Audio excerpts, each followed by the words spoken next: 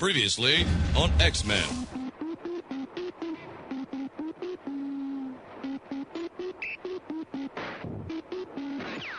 This is TFG and Mike with the Geekcast Radio Network. I would just like to mention that in this episode of ToonCast, because it is dedicated to the X-Men, Spider-Man, and Iron Man Marvel 90s cartoons, I did get permission from that guy with the glasses, Doug Walker, to use the audio from his X-Men theme music video, so you will hear that first. So yeah, up next, ToonCast 19.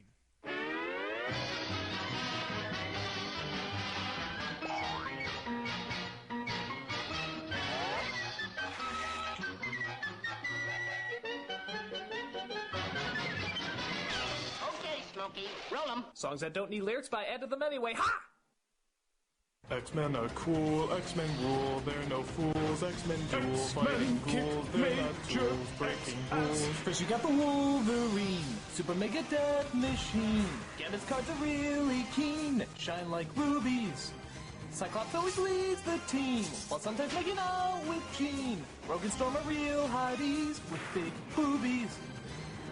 Jubilee, cheerfully, fireworks off with glee, and the beast once at least quotes the book War and Peace. ESP is the key constantly for Xavier. And there's some other X-Men too, but they don't have a lot to do. Just some cameos for you to view.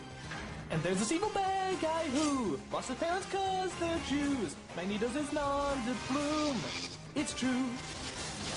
All these guys want this guy flying high in the sky, really try not to die, getting by knowing why they are the saviors. Xavier's X-Men kick-ass. X-Men is a kick-ass show, now you know. Check, please. Time portal. Give me a break.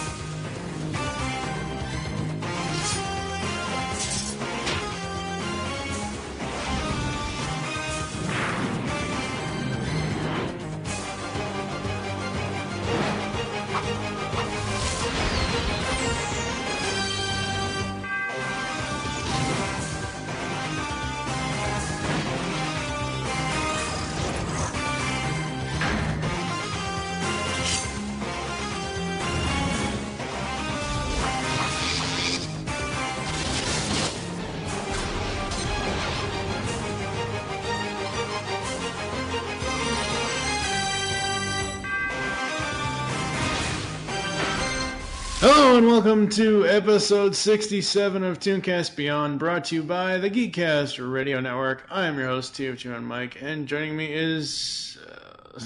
Eduardo M. Freyre. There you go. There you go.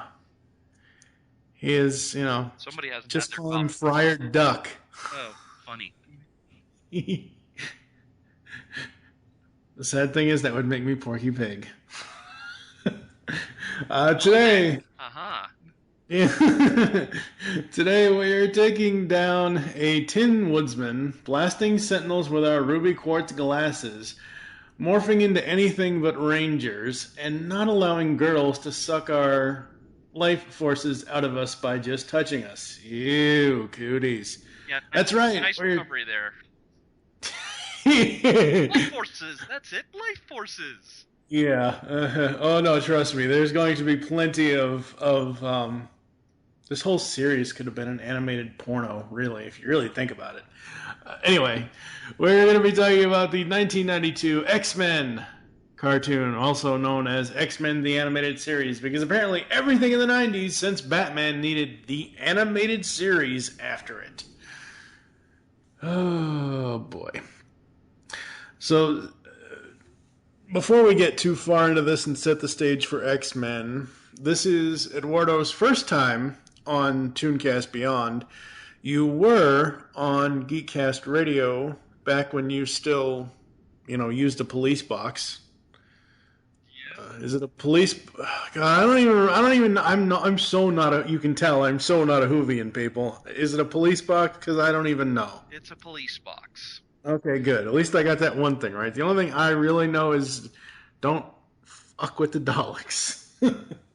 Unless you're the Doctor himself, then go right ahead. Now we need to recover from that somehow. Holy crap. Um, so yeah, you can go back and listen to Eduardo and Mark from Mark Who 42 in that original GCR syndicated partner episode. Eduardo is going to join me here for the X-Men coverage. I believe, did you also want to do Spider-Man? I don't remember. Yeah, sure. I mean, I gotta admit I like X-Men more, but I do have fond memories of Spider-Man. And what is it about the Fox animated series cartoons that the heroes have to yell out their girlfriends' names?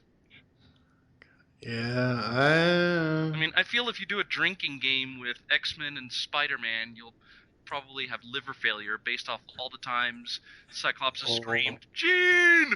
Or Spider-Man screams, Mary Jane! With X-Men specifically, it's not just Cyclops doing that, because Wolverine does it a lot too. Jean! At least Spider-Man wasn't so overly sexualized as X-Men. We're going to get into this later, folks, and I am not a prude in the least, but I am sorry. Watching season 1 of X-Men, the animated series again, I forgot just how overly sexualized half of the female cast is in this cartoon. Well, it doesn't. Well, in Rogue's case, it doesn't help that she's wearing tight yellow and green spandex. Yeah. And now all I can think of is, these are the uniforms? What were you expecting? Blue and yellow spandex? Oh, that first X-Men movie can never be topped, really, if you think about it. Okay, so X-Men, the animated series. It's pretty scary, actually. It debuted Halloween 1992 on Fox as part of the Fox Kids Saturday morning lineup. It was I guess you could say, the first attempt didn't go that well, but apparently this is the second attempt at a X-Men animated series, because there was Pride of the X-Men before it, and we will not even acknowledge. I just can't. Well, hey, it's tough to forget Pride of the X-Men, mainly because it was a Sunmo thing, and it kept perpetuating the idea that Wolverine was an Australian rather than a Canadian. Yeah. Although we did have Michael Bell using his Duke voice for Cyclops, which, okay, all right, I can take that. Yeah, that's true. So X-Men, the animated series, as everyone knows, was a cartoon that ran from 92 to 97, ran 5 years in the 90s, and it is pretty much the quintessential X-Men cartoon. It borrowed a lot. It adapted a lot of the comic storylines. What I find so interesting, and I know people hate when I or anyone else in the GCRN reads from Wikipedia, so I'm not going to. On Wikipedia, if you look at the main article of X-Men, the animated series, before they show you the season stuff, they go through, they have a link called adaptations, and they go through and list all of the different adaptations, where they came from out of the comics and stuff like that, which I think is really, really cool.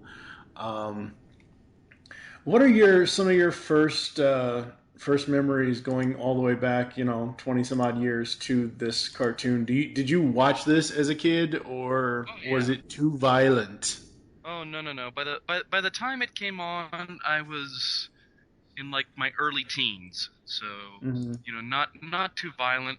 I was a big Marvel fan, so I still remember this was back in the time where you could buy comics at places like CVS and Walgreens and whatnot. So I just remember going to one of these with my mom. I see the comic Marvel Age, and they had an article, X-Men the animated series, and I was like, wait, what? And then I flip, and it's like, wait a minute, there's an X-Men cartoon coming? What? So yeah, I waited patiently until it debuted, and yep, Halloween '92. They had what was it, Night of the Sentinels 1 and 2? Yep. And then we had to wait for couple of months or so for the rest of the cartoons. So I'm Yeah, I mean, patiently waiting. yeah, or impatiently waiting. See, that's the thing about a lot of this stuff with these. I don't want to say old, but these classic cartoons is, and they even do that. They've been doing that for the last decade or so now, where they will give you a 5-episode miniseries launching the series, and then they'll say, "Oh no, wait, that's just the opening miniseries. So, come back in X number of months, and you can see the whole series." Right, or kind of like Cartoon Network did that with Venture Brothers, where they did this 1-hour special, and then it's like, season 6 coming soon.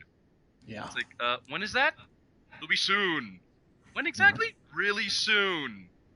How soon? Trust us, it'll be really soon. Yeah. And I mean, looking at this, because I'm looking at the episode list now, Night of the Sentinels Part 1 debuted October 31st, 92. Part 2 was November 7th, 92. And then Enter Magneto was November 27th. And then Deadly Reunions was January 23rd, 93. Yeah.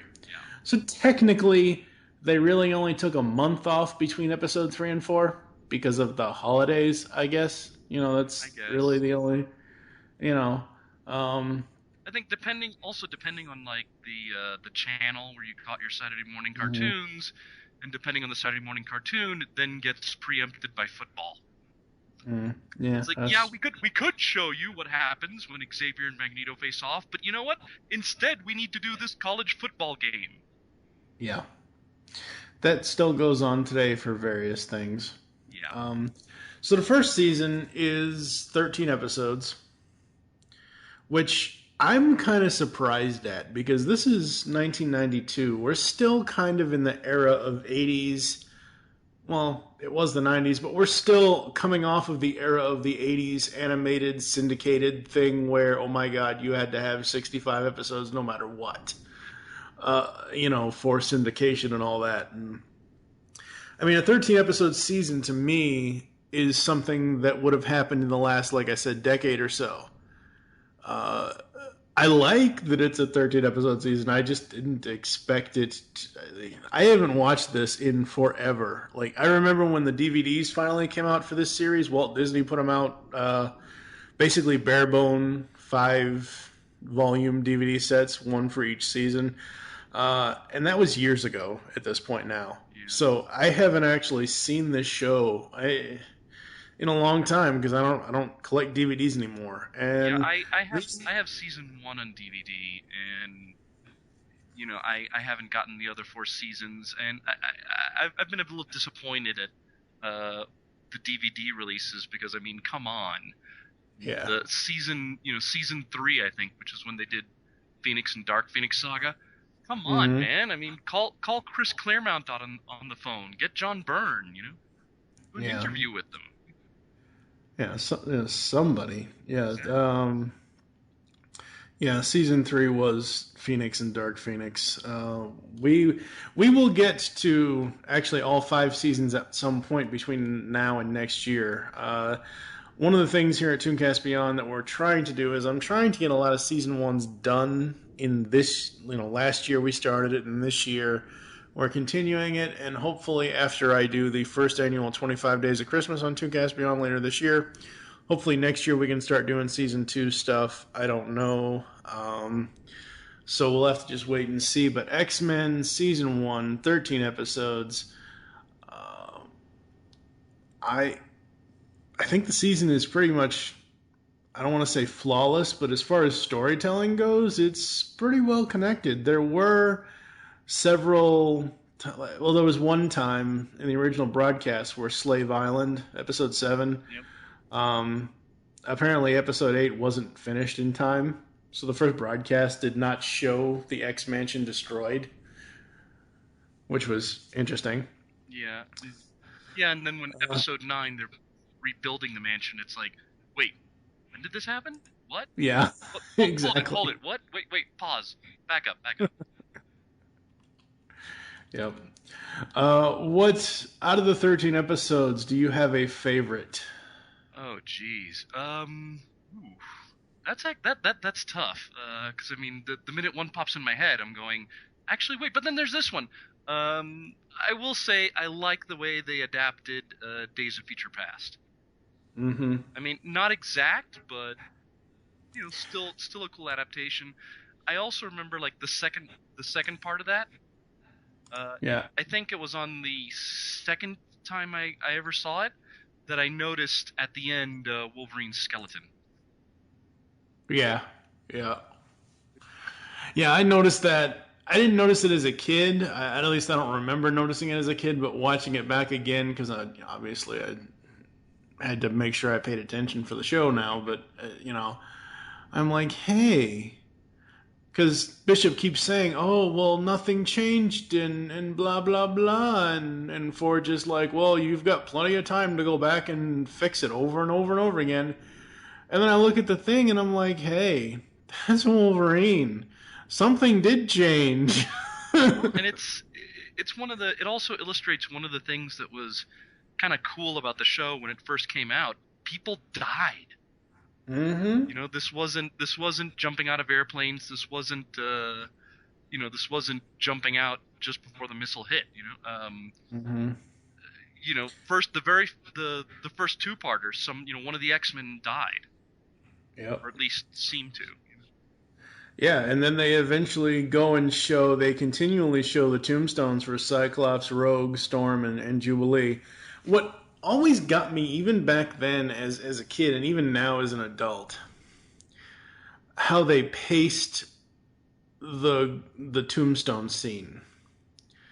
They go over Cyclops, Rogue, Storm really almost fast, and then they zoom in and kind of like do a Jaws thing. Dun, dun, dun. Jubilee died in 2010. And I'm like, okay, I know they're using Jubilee to essentially bring in the kids at the time because she was the only real kid character. She was the young kid character. I get that, but it's like, seriously, you have to focus on the fact that Jubilee died at this point in real time 6 years ago.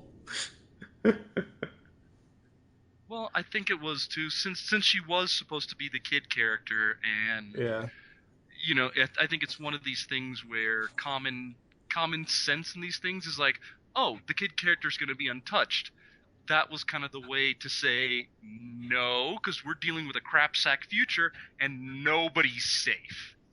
Mm-hmm. You're not going to see Plucky Jubilee. She's gone. Mm-hmm.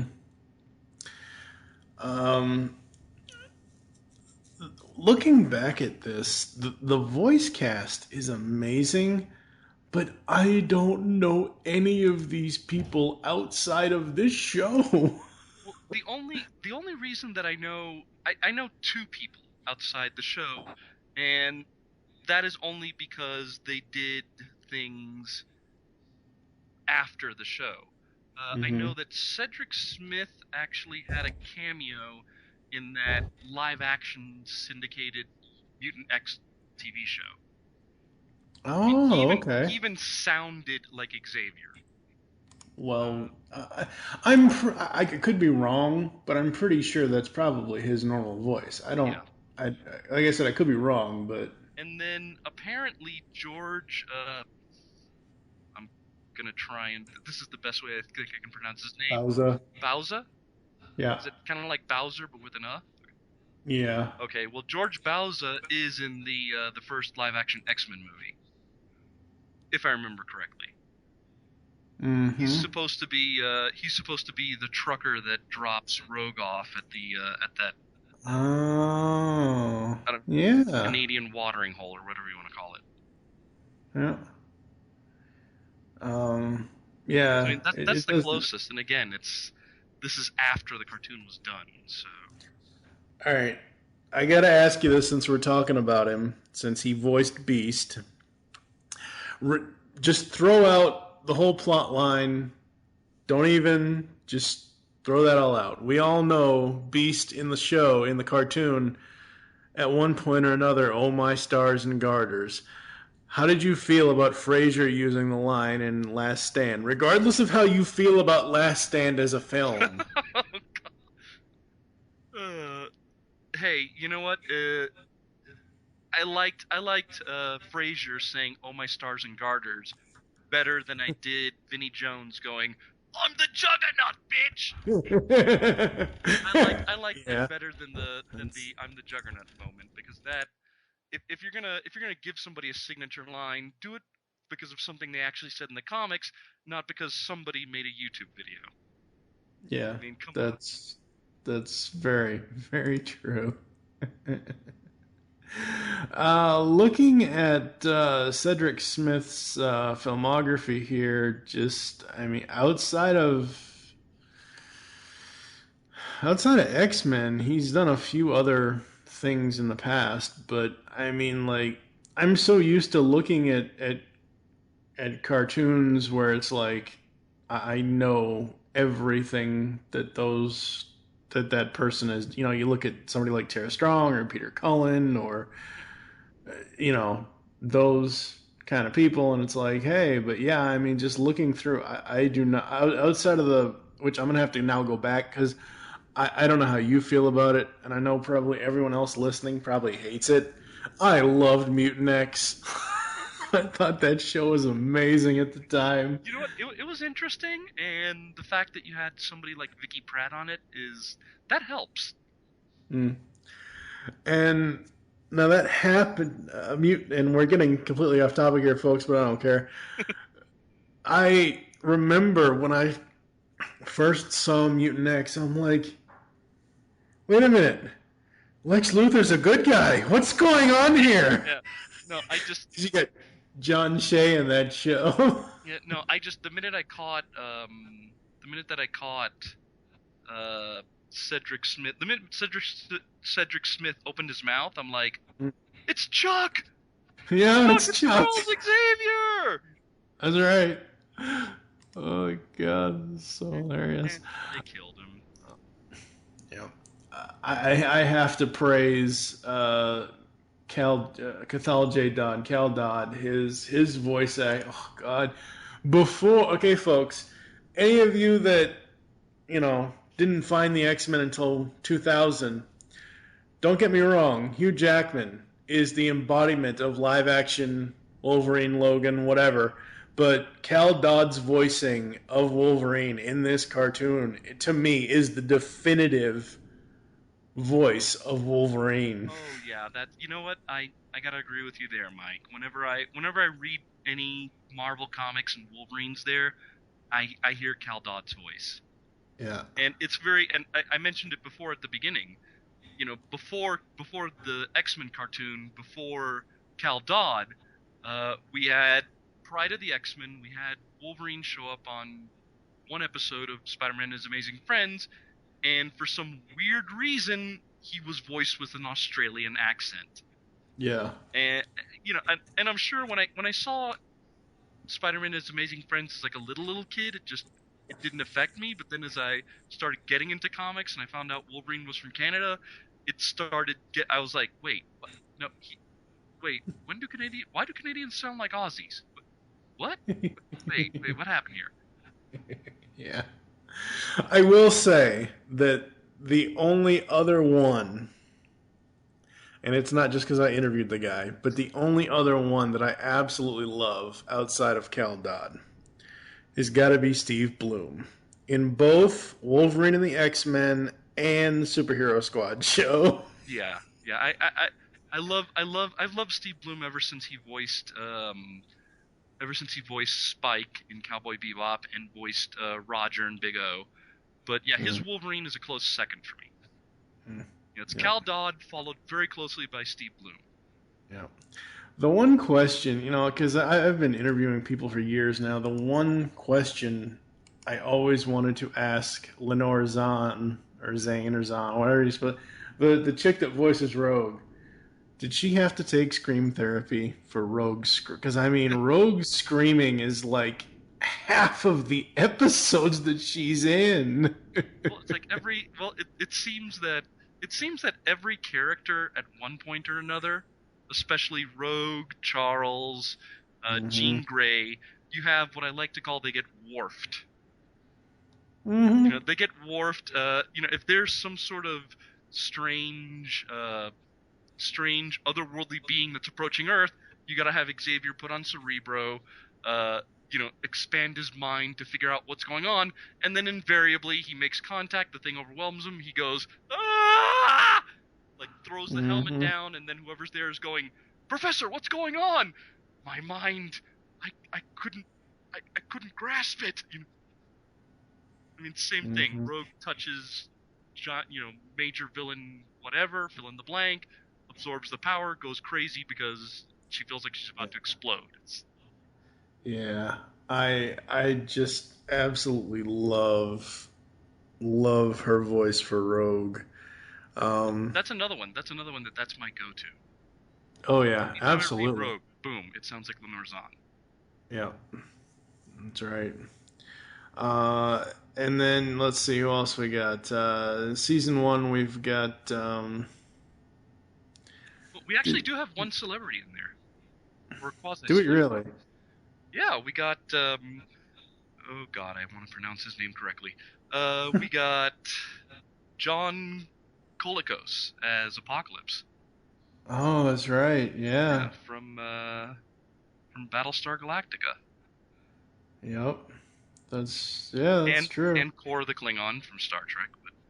But so we do have somebody who has some sort of celebrity status. He just showed up for a couple of episodes though. Yeah, I mean, you know, thank God Chris Rock didn't know about voice acting back then. Oh jeez. Right, it could be worse. It could be worse. We could have had the Nick Cage Apocalypse.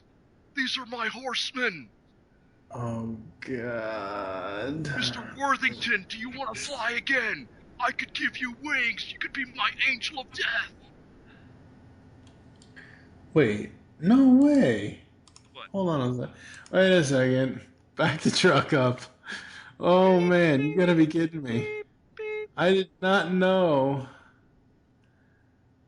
Oh my God. I know so, like, outside of Cal Dodd and outside of the people that are in this show voicing these characters, like we're saying about celebrities, right? A lot of the names I don't recognize, and I recognize now one of the names. Senator Robert Kelly was voiced by Len Carlson. For those of you who don't know, if you watch the Super Mario Brothers Super Show every Friday, it was the legend Ganon is Senator Robert Kelly. Oh, jeez. Oh, man. Jeez. There's so many jokes I could make right now. I'm not going to do it. It'll be too easy. Not going to do it. All right. Not going to do it. Nope. Not going to give it to the nation. Good Lord. So season 1, I absolutely love this first season. It has all kinds of cool stories. There were a few things that I wrote down that I was like, wait, what? So one of the first episodes when Beast ends up on trial. And I just write this stuff down, folks, because I kind of have to, because it's just like one of those as Sphincter says what moments for me. The prosecutor lady at the trial. What the hell was she wearing? The outfit looked like it had pockets on. It's like, wow, it's just so horrible. What she's wearing, it kind of reminds me of going to Epcot and riding Spaceship Earth. Yeah, once you get into the age of computers, you have the computer science lady with the afro and the moon boots. Mm-hmm. Like, really, that's what you're wearing to work? Yep. Okay, sure. You know what? Fine, go right ahead. The other like, and I know this is me nitpicking, and I understand that, folks, but as I'm watching this, I had to write down certain notes as I was... So, in the courtroom scene, when Wolverine refuses to help Sabretooth, when Sabretooth busts in, Cyclops is like, well, fine then, and he just optic blasts the guards, like the deputized court bailiff guard. And I'm like, those guys should be dead now, right? Because, I mean, seriously, who the hell can sit there and survive an optic blast from Cyclops? Well, okay, to play devil's advocate here, and to pull out my Marvel Zombie card, Cyclops can regulate the power of his optic blasts. That's true. So he could probably have it low powered enough that you're out cold for a while, but not like smelling like barbecue. Yeah, and I agree with you. But the problem is, when he did this, it looked, the visual effect of it looked like it was on, oh my god, I'm going to kill you. Let's see. Is it okay? So there's two controversial things that I want to bring up with this first season, folks. Night of the Sentinel shows that it's essentially... I gotta figure out how I'm gonna say this so I don't offend anyone, because oh my god, anyone gets offended nowadays. It's like, Well, I'm gonna hide behind my my desk chair right now. No, okay, right well, behind you. You're right behind basically, you. yeah, thank you. Basically, this first season, the mutant-human relation thing, they essentially treat it as racism. Would you say yes or no to that, essentially? Because the humans are essentially hating the mutants, and some of the mutants are essentially hating the humans. Yeah, I'd say that's accurate. Part of it, okay? So, and again, as I said earlier, I haven't watched this show in a long-ass time. So, I'm rewatching this for us to do this podcast, and the first thing I think of wasn't even racism, it was, oh my god, who's going to let that transgender person into the bathroom? Because that's just the current political issue type thing now. And it's like, oh my god. Oh. Actually, I think that's one of the things that the X-Men as a franchise, whether it's comics, movies, or TV, that's one of the strengths in the sense that it's about prejudice, like, in any form. You could equate it to racism. You could equate it to homophobia. You could equate it to, we had, I think it was season 2, we had an episode that could be allegory for the AIDS epidemic. I mean, that's the thing about X-Men. It's not just about the allegory for racism. It could transform into whatever is the current. Right. Yeah. And the other one, well, you already mentioned the thing from season 2, but it occurred to me here in season 1. Is it just me, or are they trying to say something about getting an STD with Rogue's powers? I may be going too far with this, folks, but seriously. It might be a little. They may have ventured a little bit into it. I think it was just more. I mean, Rogue's a great example of. Yeah, I think the positive of X-Men is, hey, you could wake up one day and find you have superpowers.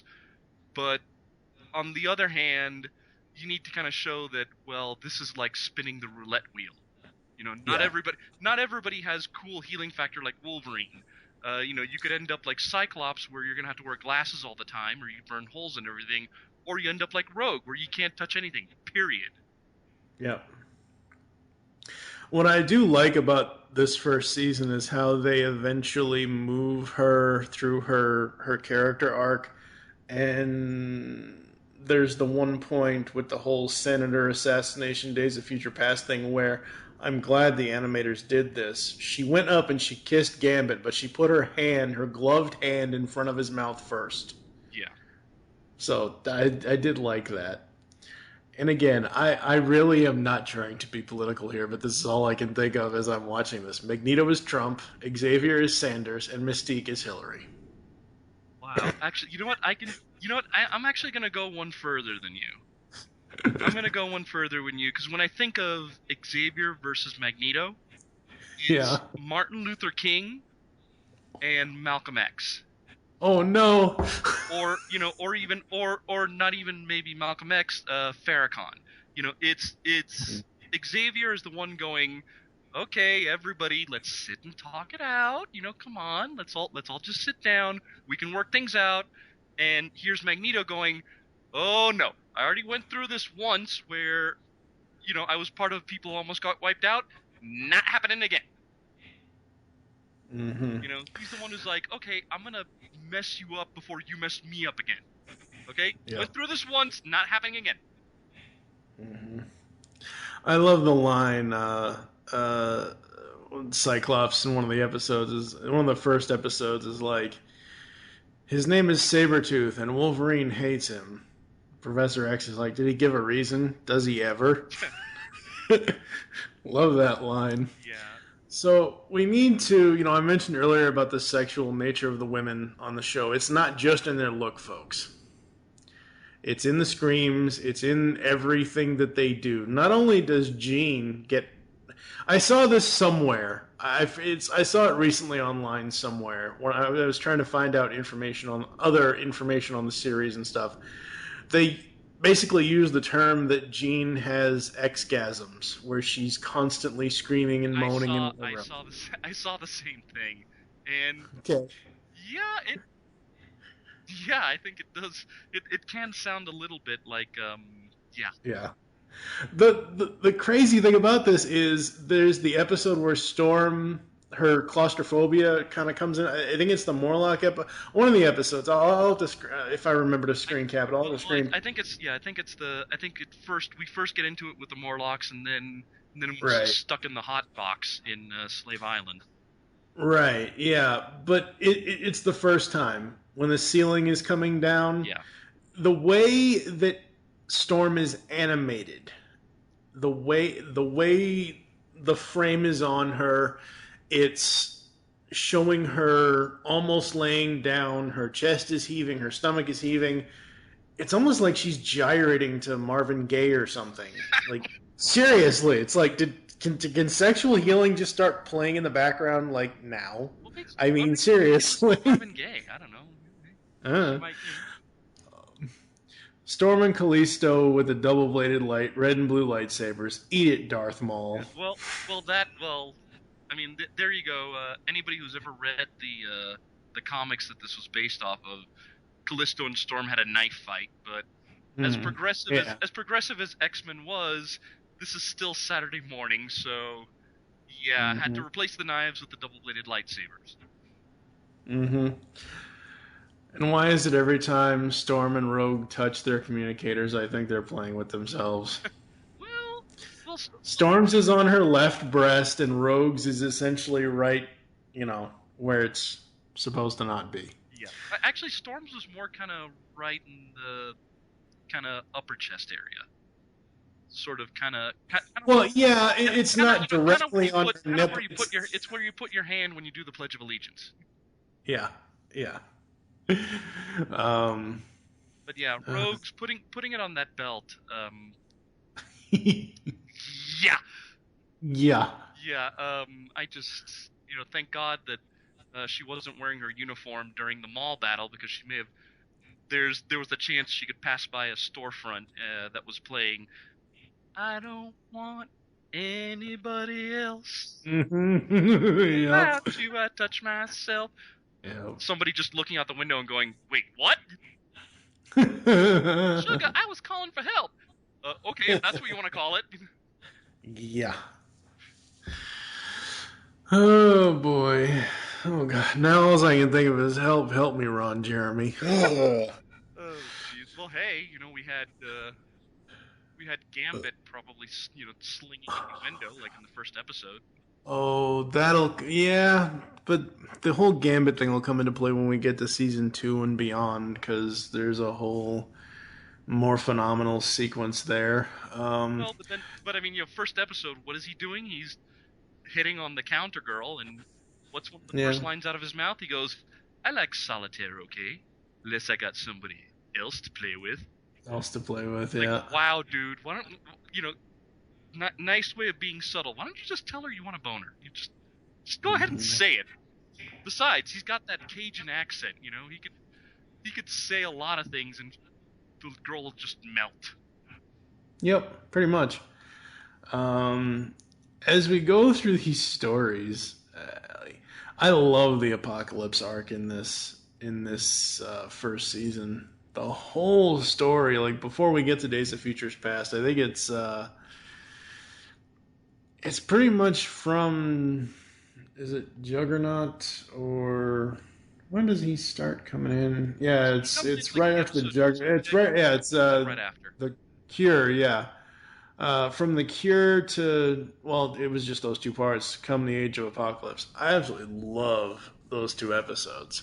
Oh yeah, they that's the thing about this series is that most of the time, especially like season 1, they got the characters right. Mm-hmm. Apocalypse came in and it's like survival of the fittest, and he tortures the people that he turns into as hounds, but it's like, no, but you'll be better. Mm-hmm. Yep, absolutely. And people, Apocalypse is not all fuchsia. He's just not. He's blue, gray, and a little bit of purple. Yeah, Little bit of purple. Little bit. Tiny. Going back and watching, like we've already talked about Days of Future Past, but going back and watching that and having already seen the film that came out a few years ago, I'm like, I don't know what. I really want to say the cartoon's better, but the film was all right. You know what? I think both did the job with the medium that they were given. The cartoon had 2 episodes to do this, and the movie had like 2+ hours. And I think given what they had, given the equipment that they had, both did a phenomenal job. Like I really can't put one above the other. This whole first season, some of it, like I could see where, and I'll be the first to admit this, most of the comics that these cartoon stories have come from, I have never read them. It's not that I don't want to, it's just I was too young at the time, and as a kid I wasn't really into comics all that much, not like I am nowadays. So this and Spider-Man back in the 90s was actually made me want to go out and seek out comics. What I'm trying to get at here is that I think that what I noticed is where all the movies pull lines from or pull scenes from for each, like the first X-Men movie in 2000. You got the Senator and all that, and granted the movie took a little bit more of a liberty with him at the end, in most of the movie, getting him to mutate and eventually turning into water. But just watching this first season again, seeing the different aspects, like the part where Wolverine is on the table in the cartoon, it's Jubilee that goes up to him, I think, but in the movie, obviously they have that scene with Jean where he grabs her hand and all that. I just can see so many things in this first season of where the first couple of, like, when Wolverine goes out to the Arctic to face Sabretooth, I'm like, hey, it's Alkali Lake. When's Stryker going to show up? Yeah, well, it's not quite. I mean, right. The thing with Wolverine versus Sabretooth. Well, first of all, I think that's one of the better episodes in season 1, especially because we get to see that side of Wolverine who's like, yeah, I just want to take a break here. I just want episode 6, Cold Vengeance. Yep, and even that. If anything, I find myself, I'm a huge Game of Thrones fan. So last week's episode, The Broken Man, the whole subplot with the Hound, I'm thinking of Wolverine and Cold Vengeance, except the fact that at the end of this episode, nobody gets like seriously killed. I mean, yeah, they almost die from an explosion, but people get blown away. Yeah. it's about the same thing. You know, you got a warrior type who kind of wants to take a break, and here's life coming in and being like, nah, nope, sorry, nope, no vacation for you from this. He even says it. He's like, there's no peace for me anywhere. And in the 13th episode, it's like Master Mold. This came out March 20. The final decision came out March 27th, 93. So we're almost a full year into Batman the Animated Series. I don't know if the Hardak episode came out before or after this episode did, but I'm like, Master Mold wants to replace every human brain with computers of all the, and I'm like, hello, Hardak. Oh, I mean, I know Hardak was essentially duplicates, but it's very similar. It's not completely the same thing, but it's similar enough to where I'm like, hey, wait a minute. Well, to kind of play devil's advocate, the idea of the machines coming and being like, okay, you know, you guys are done. We're gonna replace you with more of us.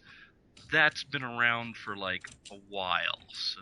Oh yeah, I mean, 2001: A Space Odyssey, all that stuff. But well, and I'm sure there's some comics like in the Golden Age or so where you have Ultron's tried to do it. You know, it's a more common trope than I think. It is, and I mean, I'm just thinking in the context of the time, of the cartoon and the time of both X-Men and Batman. The Heart of Steel two-parter, which introduced Hardak, actually aired November 16th and 17th, 1992. So it was almost 6 months before the X-Men episode. What else about this series did you like, and is there anything that you didn't like about the first season? Probably if there was anything I didn't like about the first season, it's what we already covered. The fact that they decided to take their sweet time bringing the other episodes out. Yeah. Giving us like a little taste and then being like, no, well, you're going to have to wait for the rest. As for like the rest, I mean, I like this season. Yeah. You know, I like the season. I like the I like how this was like the Jim Lee years brought to life. And you can tell that the makers were, you know, they couldn't take comic storylines like whole cloth for various reasons, but they at least tried to get as close as possible. Yeah. Absolutely. And they have to rework certain things and work around certain things, especially back in those days, because those, you know, the Board of Standards and Practices was, you know, pretty heavy on it. That's why I asked you if, as a kid, you were able to watch this or not, because of the violence on it, and because I remember when I first moved here to Kentucky, I was 13, and BTAS was in its second season.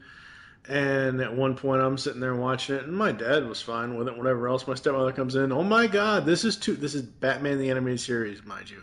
Oh my God, this is too violent. You can't watch this ever again. Jeez, what episode set her off?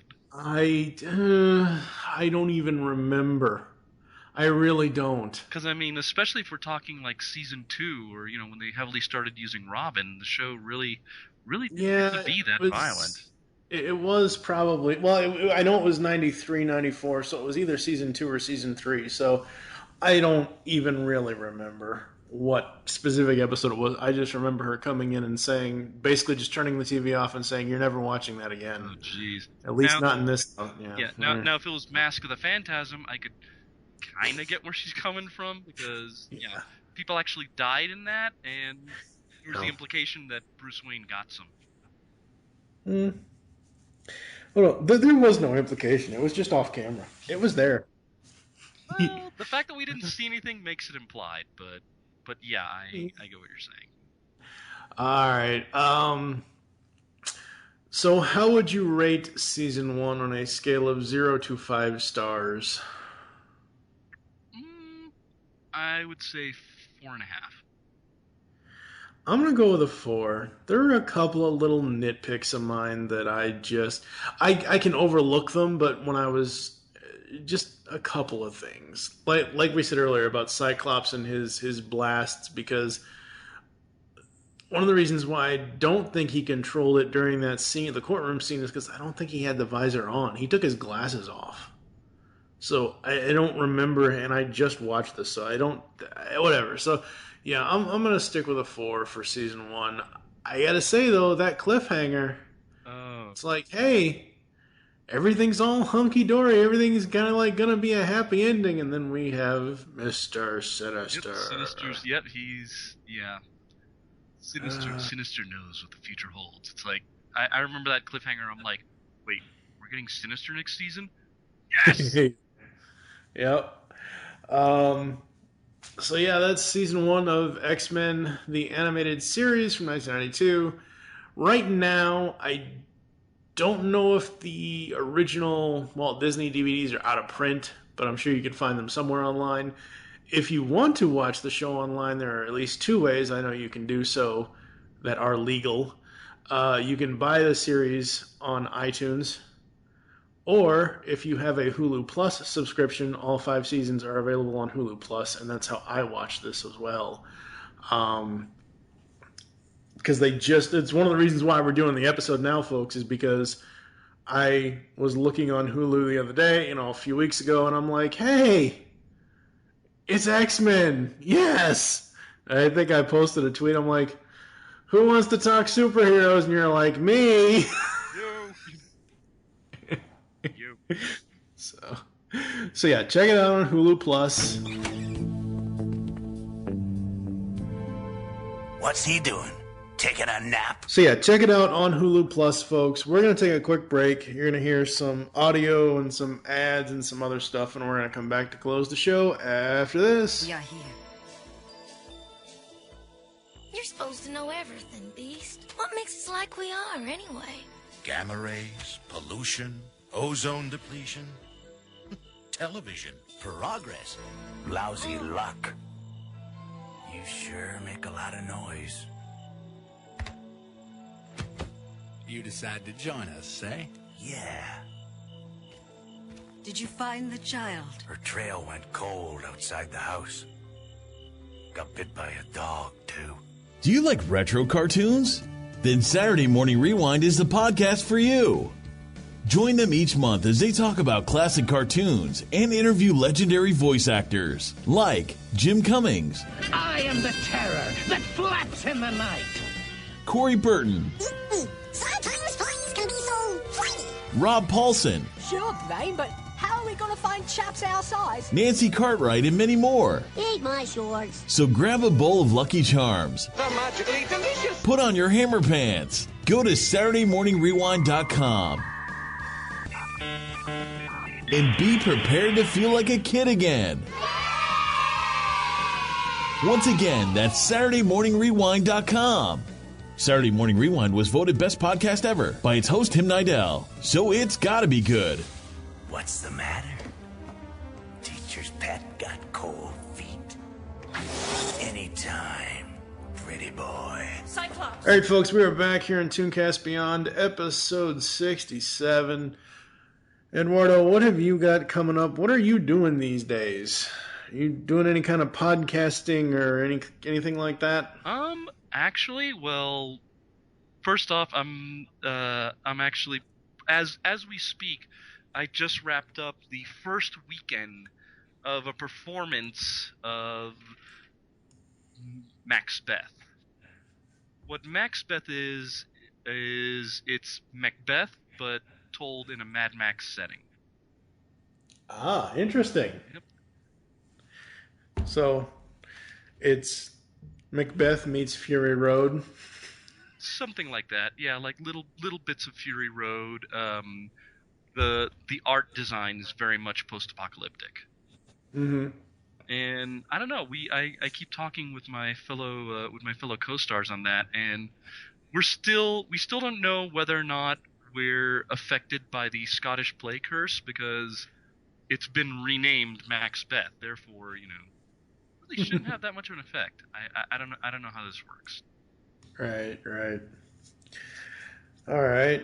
Like I said, I think I said at the beginning of the show, coming up next on ToonCast Beyond, episode 68, it's going to be Eduardo returning, talking about the Spider-Man the Animated Series Season 1 from 1994. So we've got that. After that, we've got episode 69, where TV's Mr. Neil and I are going to talk about Stripperella. So, make your 69 jokes here. Episode 70. Episode 70, I'm not sure what it's going to be, but episode 70 will be the final numbered episode of ToonCast Beyond for 2016, because in July, we're going to start recording for the first annual ToonCast Beyond 25 Days of Christmas. From December 1st to December 25th this year, you're going to get 25 podcasts from us. And episode 70 will be the last numbered episode, and then we'll go on a break, from that point until December. But yeah, we're going to start recording the 25 Days of Christmas next month in July, because, hello, Christmas in July, Didn't Nickelodeon start that? No, it was Rudolph and Frosty. Rudolph and Frosty's Christmas in July. Oh, okay. No, because I could swear that Nickelodeon did like a Nickelodeon or Comedy Central. I'm sure they did, but they didn't start it. Oh, okay. They were inspired by it. Oh, okay. Yeah, probably. So, all right. Okay. Thank you for joining us here on ToonCast Beyond. There are several ways to get in contact with us. Leave feedback for the show. Visit the website, geekcastradio.com, where you can comment on this and all of our other episode posts. Leave the show's feedback in iTunes. Please do this. Follow us on Twitter. The show Twitter is at ToonCast Beyond. You can follow at Geekcast Radio for all the other network updates. Mine is at TFG1 Mike. What is your Twitter? Well, my Twitter is at, it's pronounced White Balloon King, but since Twitter only allows a certain limited amount of characters, it's spelled at WHTBLLNKING.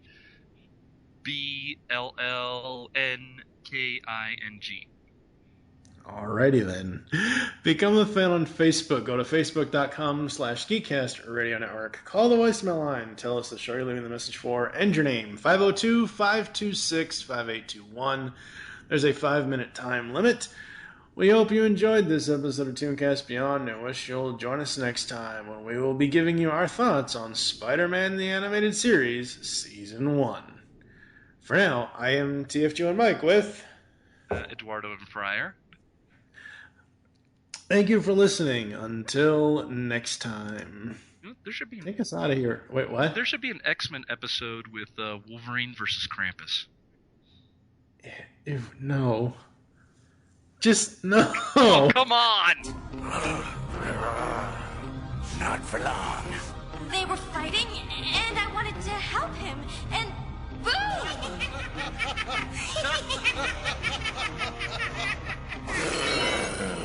Don't worry, Petite. You just hurt Wolverine's pride. That's all. What is this weird place? 1 part gymnasium, 1 part survival course, affectionately referred to as the danger room. All right, you self-centered, egotistical... Now, where on earth did he go? Found you, Spider, at last.